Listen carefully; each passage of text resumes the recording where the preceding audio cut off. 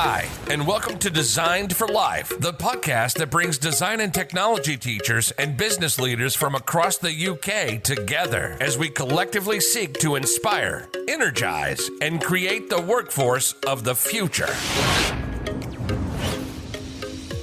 Hi, and welcome to Design for Life, the podcast brought to you by the Design and Technology Association in partnership with our colleagues at the Edge Foundation, whose support has been complete right from day one with this podcast. So thank you so much.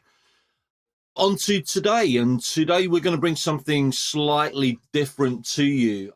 What happens when you've got an idea in your mind for a new business, for something design related, and you want to bring it to market, but you've never done that before, and you've never gone through the whole process of creating a startup and looking how to manufacture, looking how to source, looking how to market, how to product, how to sell. And we're fortunate today that we are going to have Amanda McCourt.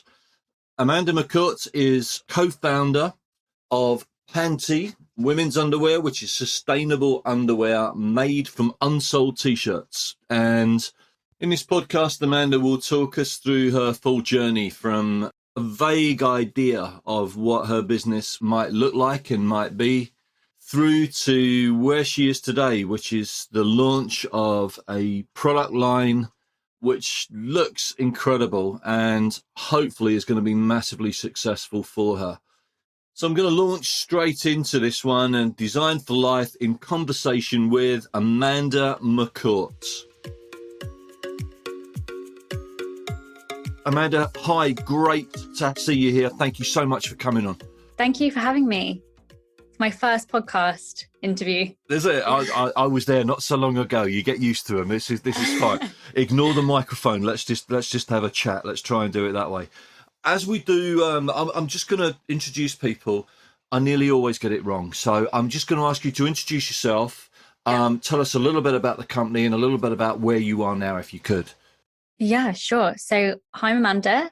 I'm the co-founder and creative director of Pantee, which is the world's first underwear brand made from surplus t-shirts.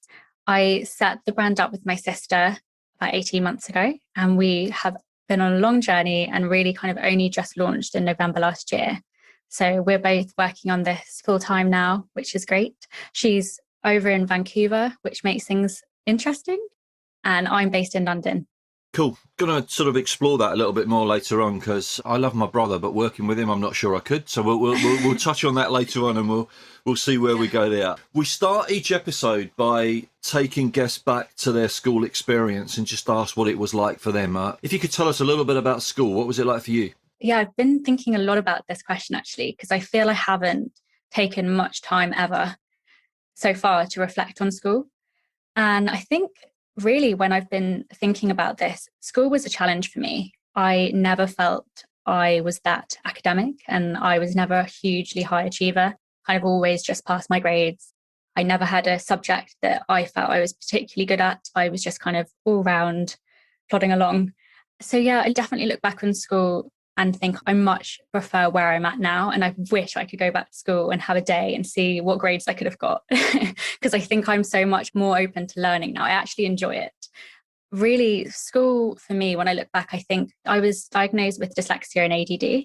So sitting me down and making me focus for any kind of long period of time was never really going to work. And I would love to have, again, like I say, going to go back and have learned what I've learned about myself and how I learn now and apply that, because I think I could have done a lot better. But I think a lot of it's a confidence thing as well. I think I was never that confident in myself. It's amazing. School comes at the wrong time for a lot of people. Yes. If it had come later in life, the number of people that I've spoken to that said, if school had come to me in my mid-20s, I would have done so much better. Yeah, I agree. There's a lot going on at school in your kind of personal friend groups. I moved school a lot. When I think I was about year 9, it was my third school in 2 years. So I did a lot of, I wasn't kind of probably settled in friendship groups and what was going on. I think that was quite a distraction for me. And for someone who gets heavily distracted anyway, that wasn't always hugely helpful. But yeah, I think I never had a huge passion for a particular subject or felt I was particularly good at everything. So I was just kind of went through trying to do everything and not really putting a huge focus on one area. And that's something I definitely now, I just throw myself all into one area and I can know that I can get good at it. But I think you don't realize when you're at school as well that it does, sitting down and studying and taking time and working on something every day is how you can get good at something. And it's the number one thing you don't want to do, I think, when you're studying.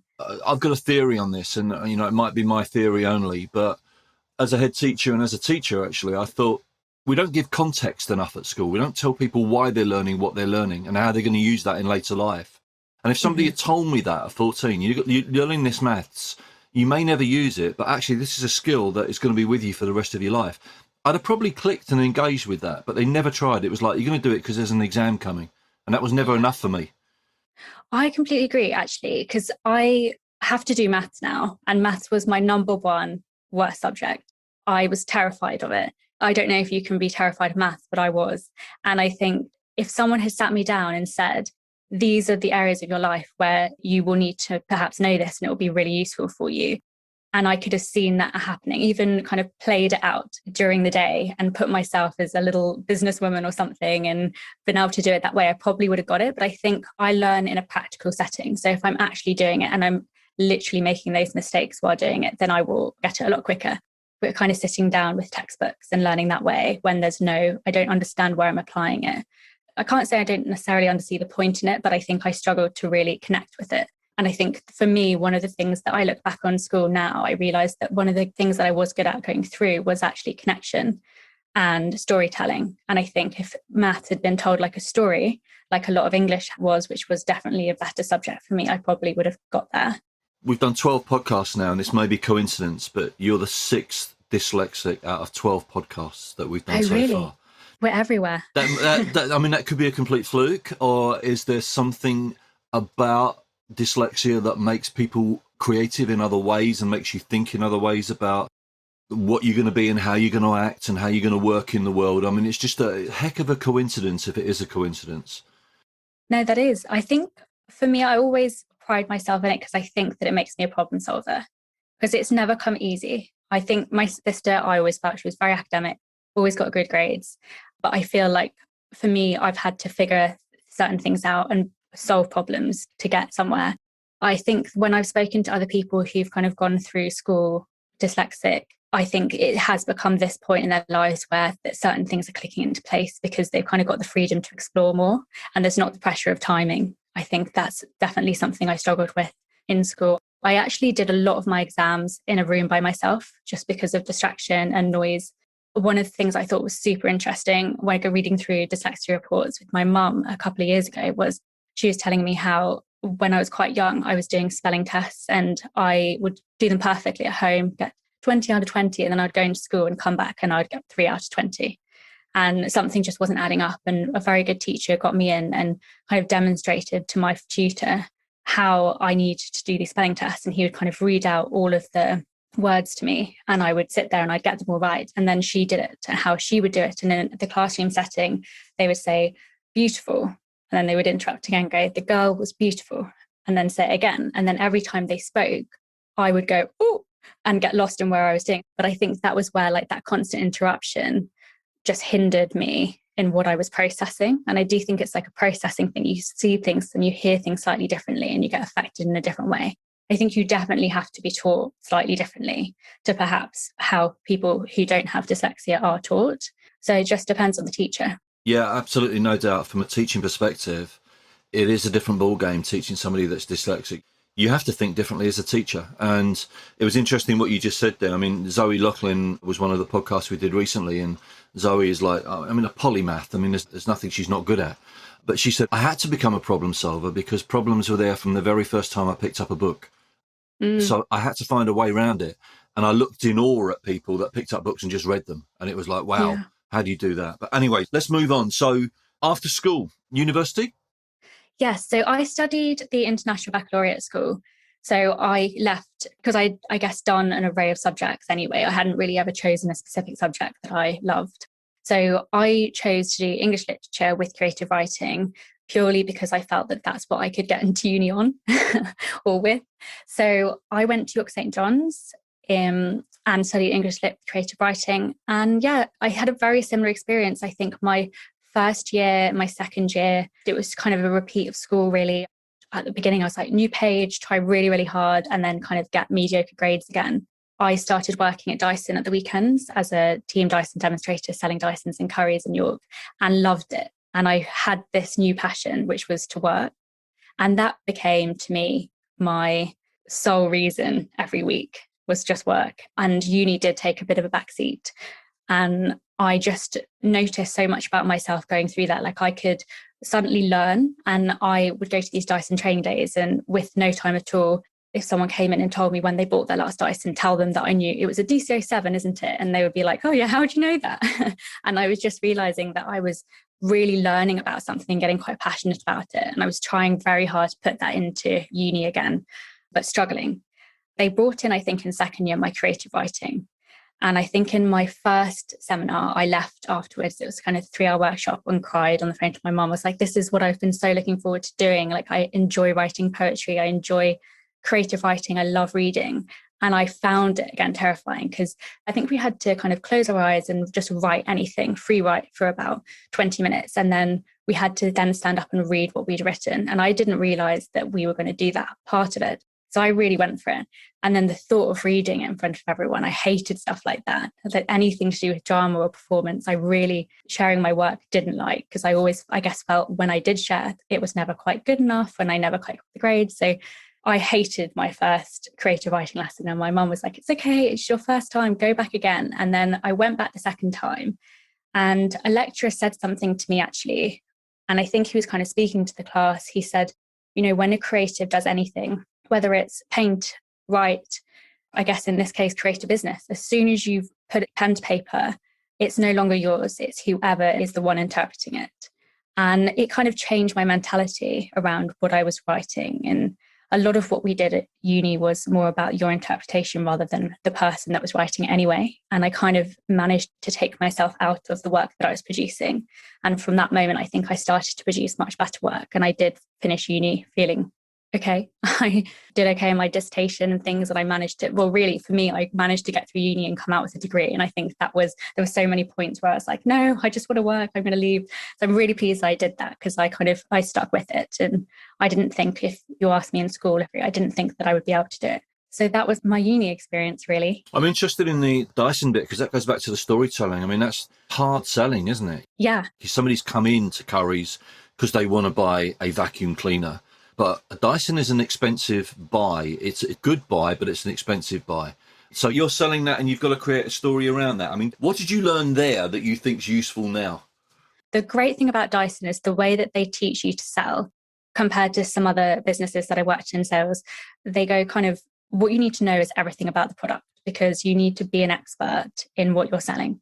There's obviously loads of sales techniques as well that come into that. But the first kind of sales training I had with Dyson was they showed us all the generations of Dysons, how to identify them, what things actually mean on the Dysons, why they are made that way. And that was quite interesting. I never thought I would find learning the kind of inside of a vacuum cleaner and how it worked interesting, but it was. And it was so helpful, because being an expert, I could talk to people about it and answer all of their questions. And it wasn't just kind of fluffy sales stuff. It was, you know, I'm here to help you.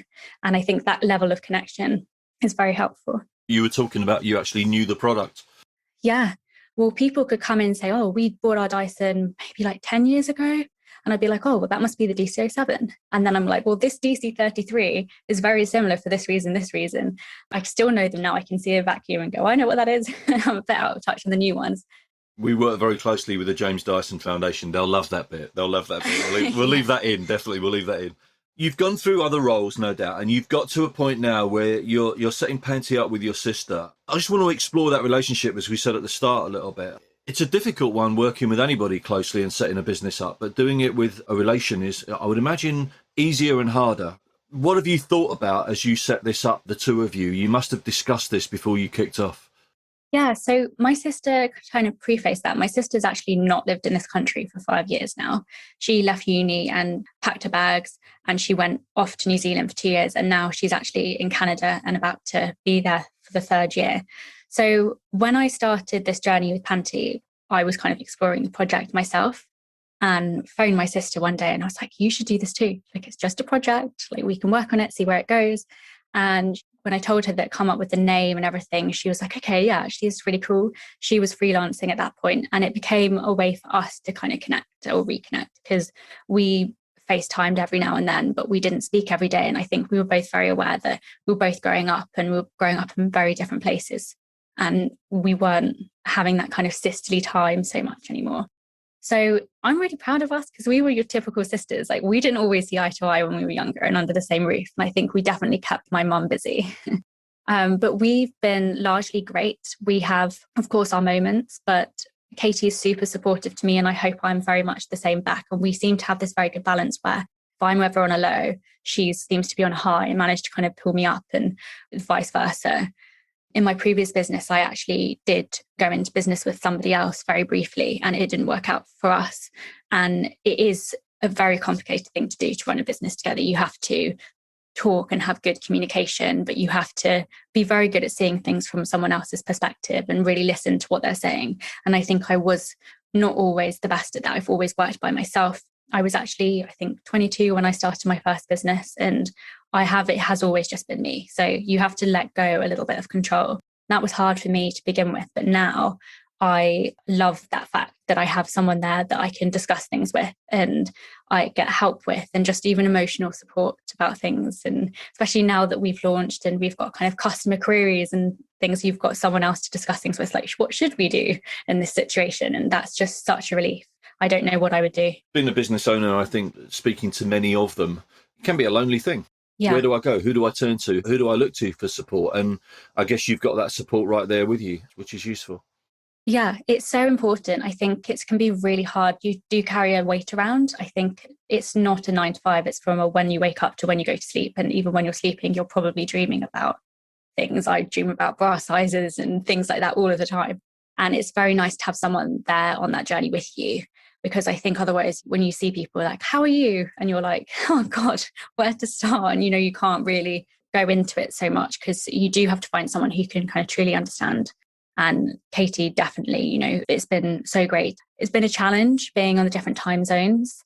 Katie starts her day at about 3:30 in the afternoon here. So we only really have a few hours to work together. But we've really made it work. And I think that's definitely been forced because of the pandemic and her being unable to come back at all. So I haven't seen her, I think, since last January 2020. And we're in a completely different situation now. And Katie didn't even see the product till some of our customers have seen the product. So yeah, when I think about it, it's been quite amazing that we've managed to do this so far apart. Would you say you bring in different skill sets to it? Yes, I think so. Definitely. Katie, as I said, was much more the academic at school and she has a much better handle over numbers. It comes a lot more naturally to her. At first, we very much worked on everything together, very parallel. And now we are really slotting into our own areas of the business. I'm kind of a lot more on the creative side, the product side, and Katie is managing the e-commerce store. She's building the website. She's working on all our financial forecasting, running our paid ads. So there's definitely a kind of a divide now between us and we're really able to support each other in those ways. And it's made, even that itself has made things a lot more comfortable. I think there's a lot to be said for understanding your roles. I like the way that's fallen out as well. That, a lot of people will sit down beforehand and say, right, I'm doing this, you're doing that. But this has evolved. This has come naturally, which is I guess is good. Yeah, super naturally. And we're still learning all the time because there's more and more things that we're starting to do, who is going to be best at this. And it's not always so much of a case of who would necessarily be best, but I think we really support each other in giving each other like equal opportunity to do things and to try and push each other out of our comfort zones as well. So it makes life a lot easier. I don't know what I would do if I had to do everything. I really hat off to anyone who kind of runs a business and does all of those things themselves because it's tough. You'd never sleep. That's the answer, that you'd never sleep. Yeah, I can imagine. Touching on something that you said there, you said that this is not your first business. So yeah. You always wanted to work for yourself. This idea of being an entrepreneur and starting something up must have been deep rooted in you. Yeah. And actually, I was reminded of something the other week with my mom was telling me when I was quite young, I was around 10. I one day got all of my soft toys out of my bedroom and set up a zoo in the garden. and then made lots of different flyers and sent them around the village and said £1 entry to come to my zoo. And mum didn't really realise that I'd kind of been doing this with my dad and my sister. And suddenly I'd offered free and coffee. Neighbours were coming into the garden and she was having to host them all with free and coffee. And I walked them around and I gave the money to the RSPCA. And I was thinking, wow, I never did like young enterprise and these things at school. They were never at my schools, but I wish I'd had the opportunity to do that, because I think I was probably quite entrepreneurial, wanted to do my own thing and kind of have free reign to explore something. So I think it was quite deep-rooted. And I wasn't reminded of this for a really long time. So I thought it was quite hilarious. But December, before I left uni, I started to really panic. I knew I wasn't going to be leaving with the grade that I would need to go on to a grad scheme, which is kind of what I'd had my heart set on for a while. So I had to have a backup plan. And I thought, knowing me, I need to have something set and ready to go into, because I don't want that feeling of leaving uni and not having anything. I thought that it would really swallow me up. So I managed to find a role working as like an executive PR. And I actually ended up starting that way before I finished uni and doing 3 days a week. But it was actually the best thing for me, because I'm much better when I'm busy. And I think when I'm not, and I'm not flittering in between things, I've just got too much time to be in my own head and worry about stuff. So I ended up doing that for 9 months, and I kind of worked the whole way through summer. And it was that first realization, like, okay, so you don't get summer holidays anymore. There's no freshers weeks. There's no time off. It's literally 9 to 5 every day, Monday to Friday. And I think I did get bored quite quickly. It was quite a rude awakening. I'm sure a lot of people go through this when they start a proper job after uni. And a couple of friends had arranged a trip to Thailand and they were begging me to go. And I was like, no, I've got a proper job, guys. I'm a PR executive. I can't go. And I ended up leaving my job and going to Thailand, which again was one of the best things that I did. And it wasn't about the trip in Thailand at all. On the way back, I went through Dubai and caught up with a friend there. And she had been living out in Dubai. She was a few years older than me. And I was completely bowled over by her life there. And she was kind of working and going to events and doing all these things. Her name was Amanda as well. I was like, well, I want to grow up and be like this Amanda. So when I came back, I went back to working at the pub, and I had a lot of questions from people because I'd worked there for years before uni. Oh, you're back. Like, do you want to do this one day, have your own pub? And I was like, no, not at all. I don't really know what I want to do, but I kind of know that it's not here forever. So I started applying for loads of internships in Dubai. And one day I got a message saying, oh, can you meet next week at wherever, somewhere in Dubai Marina? And I had been told by Amanda, don't let on that you don't live out there, because that's like a big no. They don't want an intern that's going to be flying out and like costing them loads of money. So I was like, okay. So I was like, yeah, sure. Had no idea where it was. And it was in about 3 or 4 days time. It's like, okay, well, I got to book my flight now. So I went home from my shift, told my mum, okay, I'm going out to Dubai in 2 days because I've got a job interview. And if I get it, I'll stay. And if I don't, I'll come back. And I just did it. And that was the first time I started working in social media. And I worked out there for a few months, came back and I worked freelance. But yeah, I definitely got a feeling when I kind of came back and was freelancing of the taste of being on your own schedule and working for yourself and doing things like that. And I really loved it. So I never really ended up working for many years for anyone. I kind of went straight into it. This podcast is brought to you by the Design and Technology Association, working to connect education with business and industry. Let's take us back to the product. I mean, you knew you wanted your own business. You must have explored a number of different areas before you finally came up with the idea of Pantee. Why underwear? And then was the sustainable bit something that came after, or was that the driver first of all? This is a really interesting question, because my last business was a social media agency. And I was growing, I guess, again, slightly bored. I had been doing it for about 5 years. And I had a great roster of clients. They were all startup businesses. And I think I got this real hunger for wanting to see what I could do with my own brand on social media. So there was definitely that was in my mind. And then I had recently moved to London and I was reading a book by Dana Thomas called Fashionable. And I'd always been a conscious consumer and very aware of things. And when I read this and saw the amount of fashion waste, it did kind of inspire something in me. And I was one night Googling, what can you do with an old t-shirt? And all these videos came up of women taking old t-shirts and with their sewing machines, making them into underwear and claiming that they were super comfortable and like the best way to make your pants. I don't have a sewing machine and I'm not very good with things like that. So I just got into my head. I was like, what could you do this at scale? And a lot of what Dana Thomas was talking about in her book was the amount of clothing that comes before it's even gone and been worn by anyone or been sold can go to waste because of whether it's overproduction or faults on the production line. And I did think, well, if you can do this with an old t-shirt, could you not do this with a new t-shirt that's going to go to waste?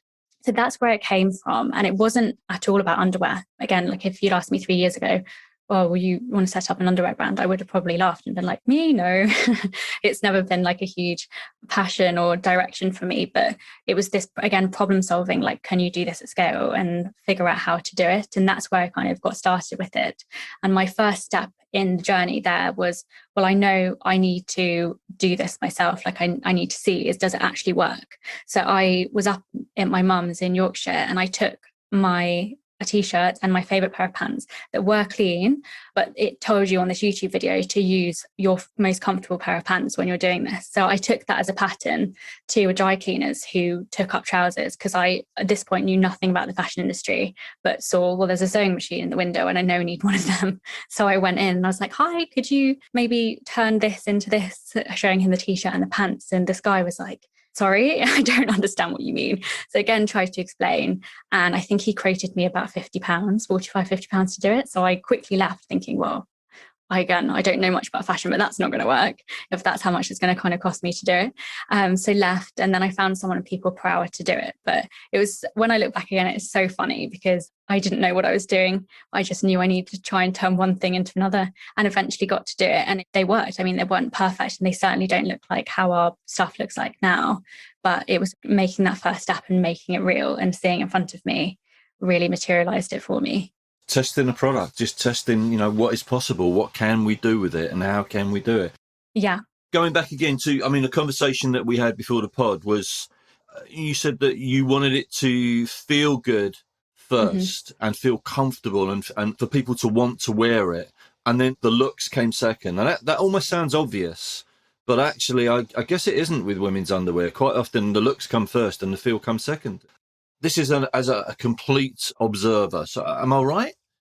Yeah, no, you are right. And I think largely underwear up until really recently has been designed to look good.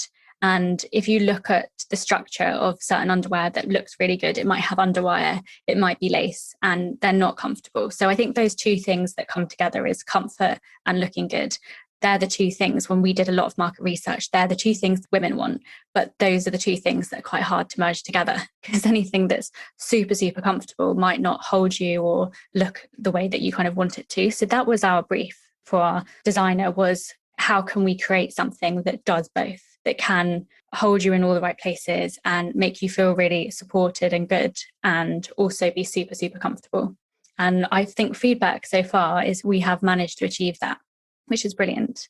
It sounds like it. So you employed a designer, you realised, and this is a difficult bit to do in a business as well, you realise what skill sets you haven't got, and then you've got to bring those into the business and find them from outside. Yes. How did you find the right designer? Because this is critical really to the product, isn't it? Yeah, so we wrote a good brief and we went out to quite a few designers. And I think for me, so far, one of the things that I've definitely learned when kind of employing people to work with on projects is that personal connection, super important. So when I first spoke to the designer we ended up working with, she just got what we were trying to do. A lot of people we spoke to before, that using t-shirts was a real problem. It has been a big issue, whether it's been design issues or production issues throughout this whole thing. I knew that we needed to have someone that they saw that as their main point as well. That was the thing that they were working to, always. You have to have it in your mind the whole time. Can it be done with t-shirts? Can it be done with the composition of the t-shirts that we're going to be working with? So Rachel, who we worked with, she had worked in underwear, designing for fairly big brands for a really long time. And she also is super interested in circularity. She really took me under her wing when she was describing everything to me. She's a lecturer now, and I'm sure a great one, because she taught me so much. And she was such a good addition to the team when we were working with her, and just did exactly what I needed her to do. I think it's such an important step with design, because there's so many avenues we could have gone through that just we wouldn't have been able to achieve what we've achieved with the t-shirts. And there's an element of compromise, I guess, in there. You go into that process with an idea in your head of what you want, and then you've got to work out what is possible. And then those two have got to meet in the middle somewhere, I would guess.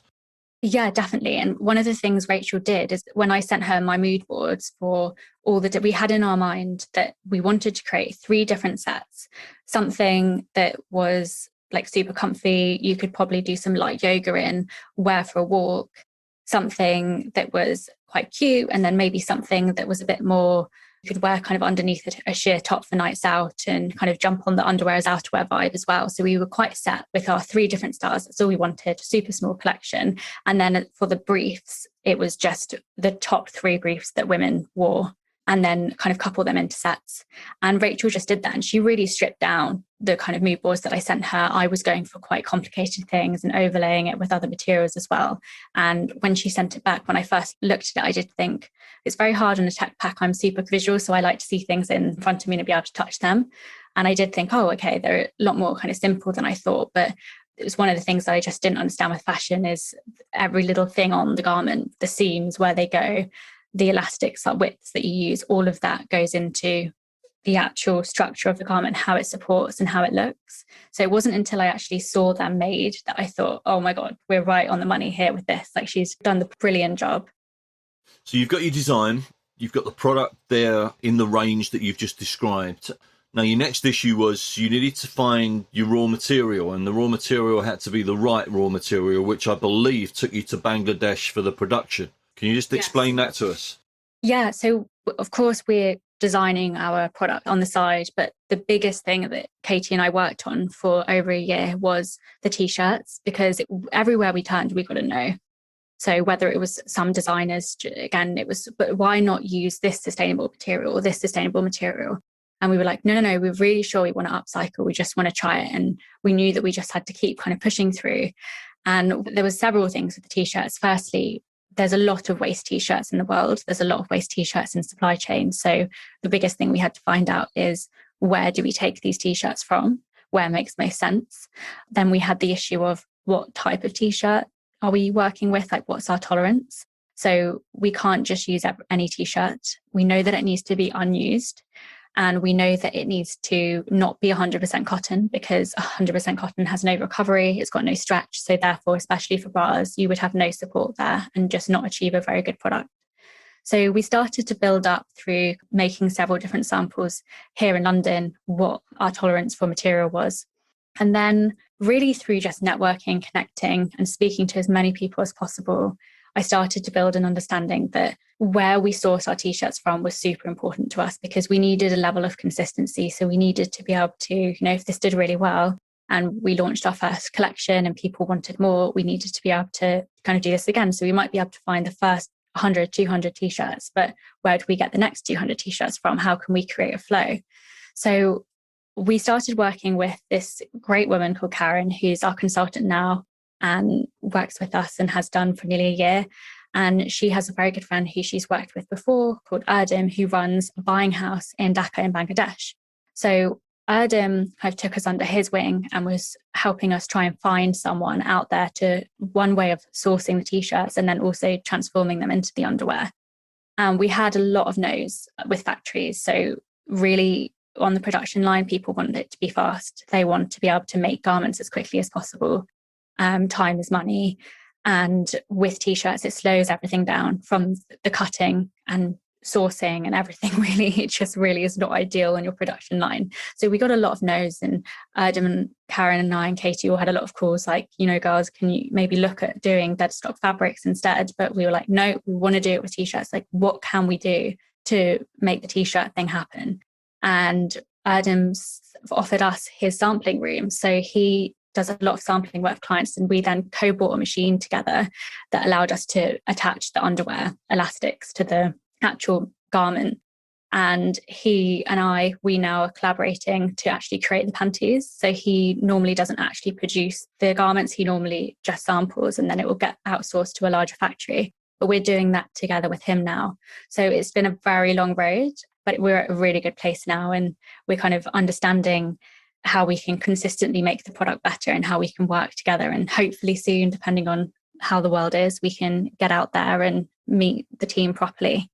But it's been great for us we get to have direct correspondence with the team that are working and actually making the garments. So we can understand, like, for example, there's a lot of wastage sometimes when you're upcycling. So we're trying to figure out how can we make the use of the wastage. So the gussets on the pants are made out of the sleeves. And we wouldn't figure those things out if we weren't able to work directly with the people that are making them. It would have been, by the sounds of things, very easy for you to capitulate and say, do you know what, we'll make it out of a sustainable roll fabric and we'll move to that. And by the sounds of things, you came under great pressure to do that. We did.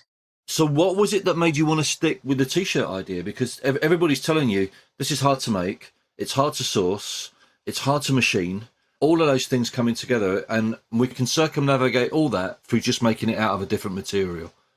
I think for me, it was always about the t-shirts. It was never about the underwear. The brand's called Pantee, and in my head, I was like, well, it's just Pan then. And Katie was hot on this too. And I had my moments where I was like, oh, do you know what? Let's just use sustainable fabric. Katie would be like, no, remember what this is all about. And then she would go the other way and I would kind of pull her back to it. For the last 5 years, I've been a storyteller. I've helped brands create a story.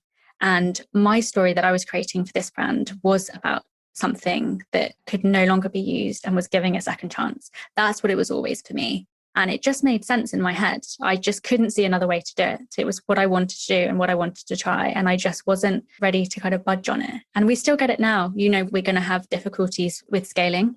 You know, it takes us a lot of time. There's only so much space and so much product we can make with Adam in his sampling room and, you know, sourcing the t-shirts and the consistency. So one of the things that I'm kind of noticing already is we've just last month launched a new color, and obviously it's a different batch of t-shirts. So if you've already got one of our black sets, it might feel slightly different than that because, again, it's a different batch of t-shirts. So consistency is something that obviously brands you would really want. You want all your product to be exactly the same standard, feel exactly the same. And, you know, with consumers, when you're getting something out of a box, there's certain things you notice. And I think smell and feel and fit are all really important in the buying process. So that's something that we really don't have a lot of control on. I don't see any of these things as a product problem. I see it as a marketing challenge.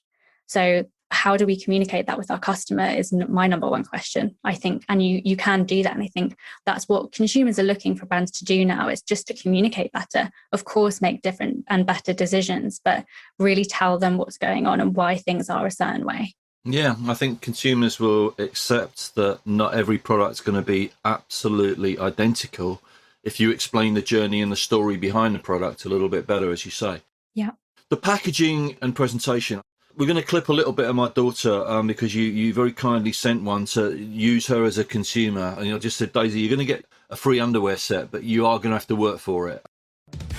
The Edge Foundation, preparing young people to thrive in a fast-changing world. Speaking with Amanda, she was talking about the typical audience that she was going to aim her product, her and her sister were aiming her product at. We haven't got a typical audience, but we've got the closest we could get to it, which is my daughter, who is very, very nearly 16 years old. So what we have done, what Amanda has kindly done, is sent out a sample. And I thought it would be useful just to get some feedback and just see what my daughter thought of the product, thought of the packaging, thought of the website, and basically thought all round. So not rehearsed, off the cuff, let's see what we get. Right, Daisy, we're going to start with the website. When you looked at the website, what were your impressions? It was really clean and simplistic and just really easy to use. For someone who doesn't really online shop a lot, it was really accessible and I found it really beautiful in the way it was laid out. There was a section on it, the brief, I think it was called, that explained sustainability, and I really enjoyed it. It was explaining what it was and how to be more sustainable in a really nice and easy way. Looking at that sustainability issue, how important is that to you and to your friends as well? I think sustainability is really important. You know, when the world is changing, it's important to change with it. Personally, I feel more comfortable wearing something that I know is sustainable rather than something from fast fashion. It's just a lot better, and it's important to be more conscious of what I buy and where it's from. First impressions when the package arrived? Oh, it was really nice. The first thing I noticed, actually, which is sort of odd, is the way it smelt. It smelt really nice. I don't know if that's weird, but it was a nice touch. The packaging was really neat and folded nicely and perfectly represented the website and the brand itself. And I guess on to the most important part of all, which is, what was the product like to wear? What did it look like? What did it feel like? The set itself was really comfortable, especially now as I'm sat at a desk all day for online school. It was really comfortable, and the fact that it didn't have underwire, which can sometimes be really itchy and can really dig into your skin, it was really nice to wear. I guess the £1 million question is, you've seen the product, you've seen the ethos behind the product. As a consumer, with your own money, is this something you would buy? Yeah, I think it's definitely an investment I would consider making. It's a good product and it fitted really well and it was comfortable, and the fact that it's sustainable really rounds it up. The Edge Foundation believes all young people should have the opportunity to achieve their potential by making education relevant. So when it arrived in the post, she opened it up and the first thing she said was, there's a smell. It smells good. It looks great, because it did. It looked like a Christmas present. It was very nicely boxed, and there's paper on top of it as well. And then when you open the paper up, she said this sweet, lovely smell came up, and that was all she could talk about before she'd even got them out of the box. Now, you've designed that in. Why is that? Well, two reasons really. Actually, this does come back to my Dyson training, but one of the things that we did have a talk once on kind of the psychology of buying and selling. And one of the things that kept coming up is you can have someone in front of you. It's a race to figure out, when you're stood with someone in store, like what kind of buyer they are. What do they want? Do they want to pick it up and feel it and move it around? Or do they want all the facts? And the quicker you can figure that out, the more chance that you maybe have to actually sell them something. So obviously, this is slightly different because when you're opening a box, you've already bought it. But I think packaging now, especially in the online world, it's your last opportunity to give the person an experience. They've gone on a website, they've seen everything, they've gone from Instagram to your website, they've bought it, they've not had a chance to experience anything other than like tapping, I guess, and something visually. So I love to shop in stores rather than online. I like to walk around and I like to feel it. I like to see it on mannequins. I like to experience it. I remember when I was younger, I loved going to Abercrombie, and you would kind of be stood at the till waiting to buy, and it would just be all these amazing perfumes. And I thought, can you kind of recreate that moment where you're at the till and you're just about to kind of get it put in a nice bag and walk out? So we decided to kind of give all of our tissue paper a bit of a spritz as we're packing it up. And it's interesting because not everybody notices it, but I think it is the type of consumer maybe you are and how you react to, if you're, I guess scent is a big thing. It's one of our sensory experiences. So yeah, that's what we're doing. And the packaging you've put around it, the sustainability issue rolls through into the packaging as well. Yes, yeah, absolutely. I mean, there's more options now, I guess, than there ever has been in terms of sustainable packaging. We use cardboard that is recycled and recyclable. And that's the same as, as our tissue paper, and everything that goes in the box really can be disposed of correctly. Our box goes straight into the post. We don't put it inside of another bag. We just try to have as little as possible, but try and also create that experience. It did look special, I have to say. I mean, I looked at it and it looked like a present. It was very nicely packaged together. Thank you. It was beautifully done. Coming back to my daughter again and just her experience of opening it up. I mean, she looked at the website as well, and these were her words that she said on the website. She said it's strong was a word that she came out with. She said that the models were what she would call real models. She said they don't look like they've all been photoshopped to within an inch of their life. These look like real people. That's something you've gone for. That's something you've factored into the way that you're marketing your product. Yeah, definitely. I mean, we don't work with modelling agencies. We do all an open casting. So the way in which, when we're shooting content for our website or for our social media or any campaigns, I spend a lot of time going through Instagram, looking at who's connecting with us. So who's following us, who's liking our posts, who's commenting on them, how engaged is this person with us. And a lot of the women that you see on our social media and on our site are our customers and are fans of the brand. And then when we work on the next shoot, it might be some people that are kind of connected to them too who have started engaging. So it's been really natural for us. Like, we've wanted to represent real women and to show what the underwear looks like on women who are kind of representing them. I think it's really important, especially shopping online more and more, especially something like underwear. Like, I haven't really bought underwear online. It's something that you want to go and you want to see, hold it up against yourself and feel. And it's not always helpful on websites where you can't tell if it's going to look the same on you. And I think there's a lot of that. And yeah, we're trying to do things slightly differently. We just shot our first ever campaign at the weekend. And it's our first ever video that we're doing for a campaign that's called the Comfort Revolution. And again, we used 4 women who all engaged with us on social media, and we found through Instagram. So again, none of them have come through a modelling agency. Wow, so none of your models are models. This is fairly unique, isn't it? I mean, I think everyone can be a model. I think that's the way that I think it can be. I mean, there's so many brands now doing great things and bringing a lot more diversity into play, which is super important. But yeah, I think if you've got a body and you've got a camera, you can be a model. So yeah. Okay, so you're at a stage now, you've brought a product from initial concept, you've gone through feasibility, you've gone through design, you've explored and hopefully resolved production challenges. You're still going to have more challenges. As you said, the scale up is going to be something that you're going to have to work with. So what's next? So we have lots of exciting things planned. We're working on new products at the moment. So we've been asking ourselves a lot of questions like, what is Pantee? Is Pantee an underwear brand or is Pantee a fashion brand? Like, what are our boundaries? Are our next lines going to be more underwear or are they going to be other things? So we've made some decisions there, and we are really excited to be launching some of those soon. We've got a new colour launching next month. We were really thrilled at how well the colour did. I mean, colours for us is slightly different. Black and white t-shirts we can always find, but the colour, once it's gone, it's gone.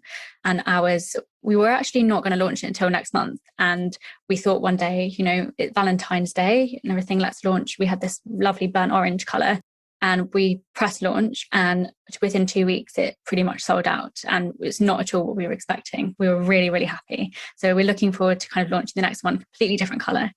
But yeah, lots of exciting things. We're also at the moment pulling together all of our pitch deck because we're really keen to go and raise some money.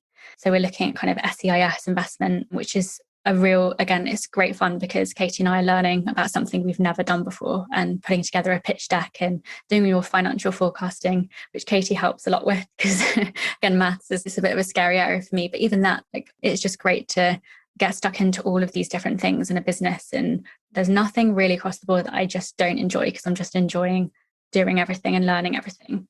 There's an energy that flows from you when you talk about it. I mean, this is something that you are so into. And you can see that, and if I had money to invest, I would, because it really does look like some people just look to sell a product. You'll live in the product, I think. Going to move us on to the last section, and this is something you are the first one. You are a guinea pig on this, I'm afraid, because we've been doing the podcast now. We've got a number out, but this is the first time that we've actually gone for quickfire questions, and I'm just going to fire a number of quick questions at you, and really short answers is what I'm looking for back, if we could. So the first one is, what piece of advice, with hindsight, would you give your younger self, age 14, 15? Don't overthink it, have more confidence, and just do it. What was the teacher, subject, or if it wasn't at school, and it doesn't sound like it was for you, what was the moment that most inspired you? Oh, it's a great question. Do you know, I do think it was my boss that I worked with at the agency in Dubai, and watching her set something up and create her own way of doing everything, the way that she interacted with clients. There was so much that I learned from her that I still think about now. And she's still very much in my life. I kind of hit her up all the time and asked her things, but she's definitely been a big motivation and inspiration for me. Who or what inspires you now? So this is really interesting because I think actually for me, multiple people inspire me all the time. And I think it's anyone who's creating. I think creatives are incredible, no matter whether it's art, music, businesses. I just think anyone who can take an idea and make it into something I find really fascinating. And I love to follow the journeys of people like that. Yeah, you and me both. I wish the government clocked on to the fact that creativity is a little bit more important than perhaps they're giving it credit for at the moment. But there you go. What was your biggest success? And then perhaps something that you've learned from that you think, well, actually, I'm glad that happened because I won't make that mistake again. I think actually I'd like to say Pantee. Last month, I feel we had so many big breakthroughs, and it was such a pivotal moment for us where we really started to kind of look back on what we've done, but also really look forward, and not just forward to the next few months, but forward to next year and the year after. And I think it's brought like a lot more self-belief into my life. I think I've often, like I said, struggled through school, never really felt like I was good at anything. And I'm trying to give myself moments where I give myself a pat on the back and I think, actually, I'm doing a good job at this. And just finding the ability to have a bit more confidence in myself in that way. I think that would be my success, is actually finding a bit of self-belief. And I think my biggest mistake would be kind of in my last business, which probably is the opposite of what I've just said, but I lost a lot of my motivation towards the end when I was kind of switching to wanting to do something else. And I lost the ability to communicate. I lost my own conviction in my own words and what I was saying to clients. And I really lost myself for a while and my passion for what I was doing. And when you said earlier, you sound like you're really invested, you really love it. That's always been my problem, is I have to be to learn or do anything. And I think as soon as I'm not, I struggle. I don't learn, I don't achieve. So I think giving myself more time to really understand what's important in my life and what I enjoy is just important. And it's one of the things that I'm trying to give myself more of an opportunity to do. A lot of the creatives that we're talking to on the podcast will talk about a curve where they're really, really motivated and they're really engaged, and then stuff starts to happen. And they said they really got to find a point on that curve where they've got to create the next bit and they've got to do the next jump. Otherwise, the boredom starts to kick in and they start to disengage. And I think 3 or 4 people have mentioned this, that finding that point and then re-energizing themselves is something they've learned over the years.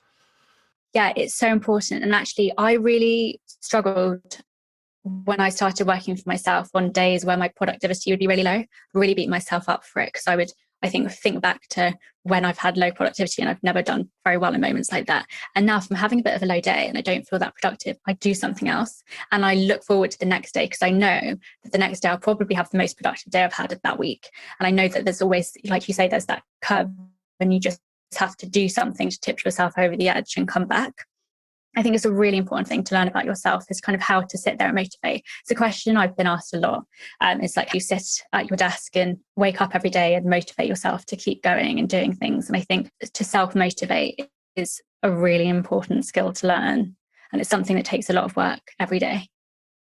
Not an easy skill, not an easy skill. And finally, if there is somebody listening into this at the moment who is 14, 15, 16, 17, whatever age they might be, and is thinking, oh, I really want to do that. I want to be the next Amanda. I want to be the next Katie. I want to set my own company up and go for it.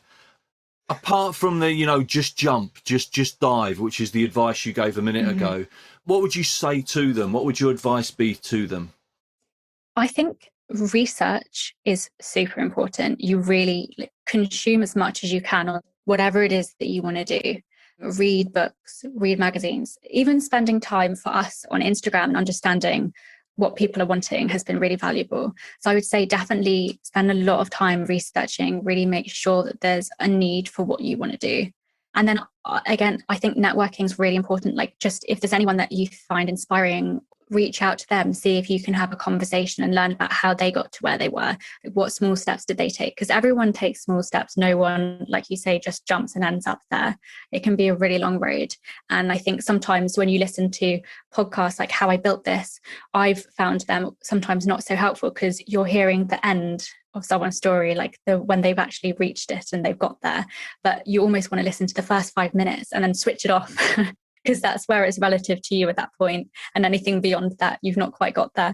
So I think you always have to have your now. And although you want to look towards the future, be making these little steps and just speak to as many people as you feel can help you get there. Because people are great. And I've connected with so many who have been so helpful. And I constantly, if there's an area, I've looked for people who are good in that area that I don't know anything about, and see how much I can extract. And I think that's always been super useful in our startup so far. I think you hit a note there which has come out in a number of podcasts that I've listened to recently. Enjoy the grind was a phrase that came out a while ago. People always look at the end product and they look at what happens at the end. It's the grind that gets you there that you have to enjoy. You have to enjoy those moments where the next stage of development is made. Amanda, just really want to thank you for your time this afternoon and thank you for coming on the podcast. No, thank you so much for having me. It's been great. It's been so nice to reflect on school and what I'm doing now. And it's been a pleasure to chat with you, Tony. So thank you for having me on. I hope you enjoyed that. It was a slightly different podcast from our perspective, looking at the full cycle from concept through to market with a product. We're trying to explore here some of the many outcomes that could come from a design and technology education. And obviously, being a business owner, manufacturing, whether it's design-based, whether it's manufacturing-based, whether it's tech-based, is definitely a possible outcome for a number of students that are out there at the moment. So we thought going through the whole process may well give students and give teachers a better concept of how the whole thing comes together. As always, we really welcome your feedback. So a couple of ways to do that. You can either do that via email, and the email is designedforlife@data.org.uk, designedforlife@data.org.uk, or you can do it via my Twitter handle, which is @DesTechRyan, and we'd welcome feedback either way. One other way to give us feedback, and thank you so much for those of you that have done recently. We've had quite a few reviews recently, which has been fantastic. It helps more people to find us. I keep saying it, but it really does help people to find us and to follow and hopefully to be inspired with some of the guests that we've got on Design for Life. So if you haven't left us a review yet, wherever you download your podcast, please revisit. It takes a couple of minutes.